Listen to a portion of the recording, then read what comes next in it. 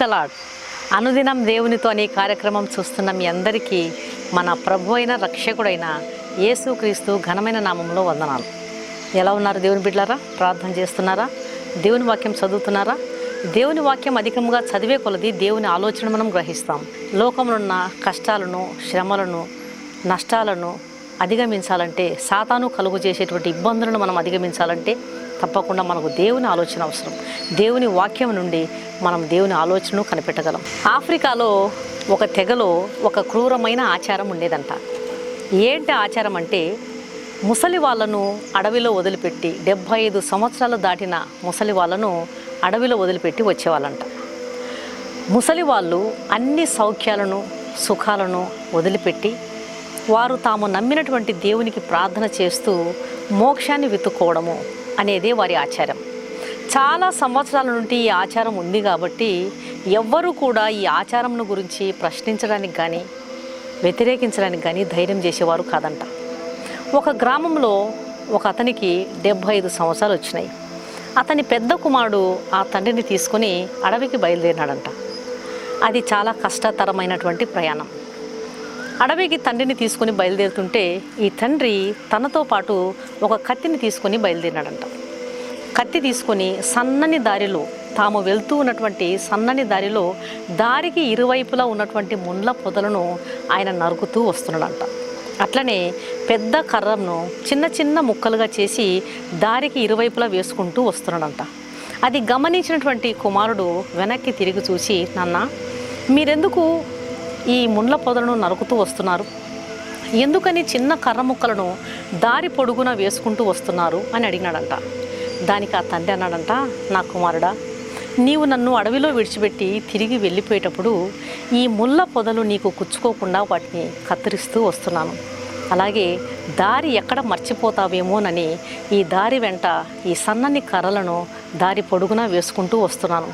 దీని ద్వారా నువ్వు దారి తప్పిపోకుండా క్షేమంగా తిన్నగా మన గ్రామానికి నువ్వు వెళ్ళిపోవచ్చు అన్నాడంట. ఈ మాట విన్నటువంటి కొడుకు గుండె కదిలిపోయిందంట. మనసు మూగగా రోధించిందంట. నేను నా ముసలి తండ్రిని అడవిలో వదులుతున్నా, మా నాన్న నా సంక్షేమం గురించి ఆలోచిస్తున్నాడే అని చాలా బాధగా, ఎంతో వేదనతో అతడు కుమిలిపోతూ తిరిగి తన గ్రామానికి వచ్చి తన బంధువులతో, మిత్రులతో, గ్రామ పెద్దలతో కలిసి కూర్చొని చర్చించడం మొదలుపెట్టాడంట. ఈ క్రూరమైనటువంటి ఆచారాన్ని ఎట్లనైనా సరే రాజుతో మనం మాట్లాడి ఈ క్రూరమైన ఆచారాన్ని మనం తీసివేయాలి అని అందరినీ కలుపుకొని అందరూ కూడా కలిసి కట్టుగా ఏకాభిప్రాయంతో రాజు దగ్గరికి వెళ్ళి ఈ ఫిర్యాదునిచ్చినారంట. రాజా, దయచేసి ఈ ఆచారాన్ని రూపుమాపండి అని. మెజారిటీ ప్రజల అభిలాష ప్రకారము రాజు ఈ క్రూరమైన ఆచారాన్ని రద్దు చేశాడంట. తన సైనికులను అడవిలోనికి పంపించి అక్కడ ఉన్నటువంటి ముసలి వాళ్ళందరినీ కూడా తిరిగి గ్రామంలోకి తీసుకొచ్చే విధంగా ఏర్పాటు చేశాడంట. సైనికులతో పాటు చాలామంది వాళ్ళు కూడా అడవికి వెళ్ళి తమ వారిని కలుసుకొని ఎంతో ఆనందించారంట. దేవుని బిడ్డలారా, చాలామంది సంతోషంగా ఉండాలి, ఆరోగ్యంగా ఉండాలి, దీర్ఘాయుష్మంతులుగా ఉండాలి, ఏ ఇబ్బంది ఉండకూడదని ఆలోచిస్తారు. అయితే దేవుని వాక్యం ఏం సెలవిస్తుందంటే, నిర్గమకాండం 20 అధ్యాయం 12వ వచనంలో, నీ దేవుడైన యెహోవా నీకు అనుగ్రహించు దేశంలో నీవు దీర్ఘాయుష్మంతుడు వగునట్లు నీ తండ్రిని నీ తల్లిని సన్మానించుము. 75 సంవత్సరాలు దాటినటువంటి వృద్ధులను అడవిలోనికి వదిలి రావాలి. వారు అన్ని సుఖ సౌఖ్యాలను విడిచిపెట్టి వారు నమ్ముకున్నటువంటి దేవునికి ప్రార్థన చేసి మోక్షమును వెతుక్కోవాలి అనేది వారి ఆచారం. అయితే ఈ దినాల్లో ఎంతమంది వృద్ధులను, తల్లిదండ్రులను సన్మానించకుండా అప్పట్లో అడవిలో వదిలేసేవారు, ఇప్పట్లో వృద్ధాశ్రమంలో వృద్ధులైనటువంటి తల్లిదండ్రులను వదిలేసేవారు ఎంతమంది ఉన్నారండి మన కళ్ళ ముందు? దయచేసి దేవుని బిడ్డలారా, అలాంటి ఆచారము కలిగినటువంటి ఆ ఆచారాన్ని, క్రూరమైన ఆచారాన్ని ఏకాభిప్రాయంతో మంచి మనసుతో రూపుమాపగలిగినారు. ఎవరైనా ఈ భూమి మీద దీర్ఘాయుష్మంతులుగా ఉండాలంటే తప్పకుండా తల్లిని తండ్రిని సన్మానించాలి. తల్లిని తండ్రిని సన్మానించినప్పుడు దాని వలన కలిగినటువంటి గొప్ప ప్రతిఫలం ఏమిటంటే దీర్ఘాయుష్మంతులుగా ఉండడం. తల్లిదండ్రులను నిర్లక్ష్య పెట్టకూడదు అని దేవుని వాక్యం సెలవిస్తుంది. కాబట్టి మనకున్నటువంటి తల్లిదండ్రులు ఈ లోకంలో దేవుడిచ్చిన గొప్ప ఆశీర్వాదం. వారిని గౌరవించి సన్మానించి వారి పట్ల మన బాధ్యతను సక్రమంగా నెరవేర్చడానికి దేవుడు మనకు సహాయం చేయనుగాక. కళ్ళు మూసుకొని ప్రార్థన చేస్తాం. పరిశుద్ధుడైన తండ్రి, ప్రేమగల నాయన, నీకు స్తోత్రములు ప్రభువా. నా ప్రియమైనటువంటి తండ్రి, ఈ మాట ద్వారా, ఈ వాక్యం ద్వారా చక్కగా మీరు మాట్లాడుతున్నారు నాయన. తల్లిదండ్రులను సన్మానించడం వలన ఎంత గొప్ప ఆశీర్వాదం మా జీవితంలో మీరు ఉంచి ఉన్నారు తండ్రి. తల్లిదండ్రులను ఎన్నడూ కూడా నిర్లక్ష్య పెట్టేటువంటి స్వభావం మాలో రానివ్వవద్దు ప్రభువా. నిజమే నాయన, ఎలాంటి భయంకరమైన ఆచారం ఆ యొక్క రాజ్యం కలిగి ఉంది ప్రభువా. అయితే చక్కగా కుమారుడు తండ్రి మాటలకు, తండ్రి ప్రేమకు చెలించిపోయి తన సంక్షేమం గురించి నా తండ్రి ఆలోచిస్తున్నాడే అనేటువంటి ఆలోచనతో ఎలాంటి బుద్ధిహీనమైన నిర్ణయాన్ని మేము కలిగి ఉన్నామో అని ఈ క్రూరమైనటువంటి ఆచారాన్ని రూపుమాపగలిగినారు ఏకాభిప్రాయంతో. తండ్రి నీకు వందనాలు.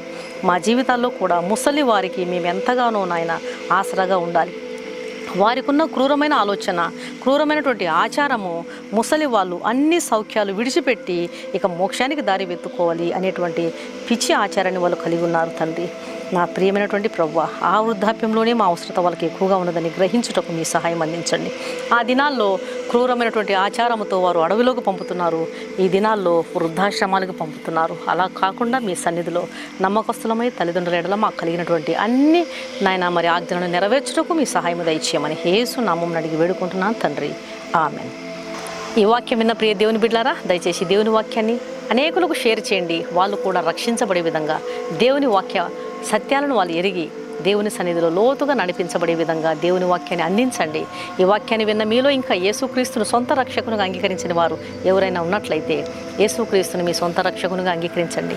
ఆయన కలువరి శిలువలో నీ పాపముల కొరకు, నీ దోషముల కొరకు, నీ కొరకు నిన్ను విడించడానికి, నరక బాధ నుంచి నీ ఆత్మను రక్షించడానికి కలువరి శిలువలో ఆయన మరణించి తిరిగి లేచినాడు. ఆయన రక్తంలో కడుగబడితేనే ఒక పాపికి రక్షణ, నిరీక్షణ, పాప క్షమాపణ, నిత్య జీవం. కాబట్టి యేసును అంగీకరించండి. ఆయన రక్తం కిందికి రండి. ఆయన మీకు ఇచ్చే విడుదలను, రక్షణను, ఉచితమైనటువంటి రక్షణను స్వీకరించండి. దేవుడిచ్చే ఆహ్వానాన్ని తృణీకరించవద్దండి. ప్రభు మీ ఆత్మలను రక్షించునుగాక. God bless you.